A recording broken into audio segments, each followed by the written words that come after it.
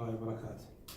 هذه أبيات بمناسبة ميزانية المملكة العربية السعودية 2018، نفع الله بها الجميع.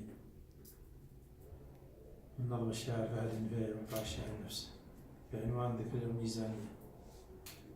يا لا لا لي لا لا لا لا لا لا لا لا يا لا لا لي لا لا لا لا لا لا لا لا من جنوب الغرب من شرق لشمالي، الفرح عم الوطن شعب ومواطن، ذكر ميزانية الخير وإعلانه بين مصروف والإيراد مذكورة، في رضا الرحمن خدمه وإلى الدولة، كل منا يدعي الرب واستبشر، بين تعليم والصحة والإسكان، في خدمات المواطن مسخرها، القطاع العام والخاص يشملها، عاش حاكمنا الوفي عاش سلماني، عاش حاكمنا الوفي عاش سلماني، والولي العهد نعمين يا محمد،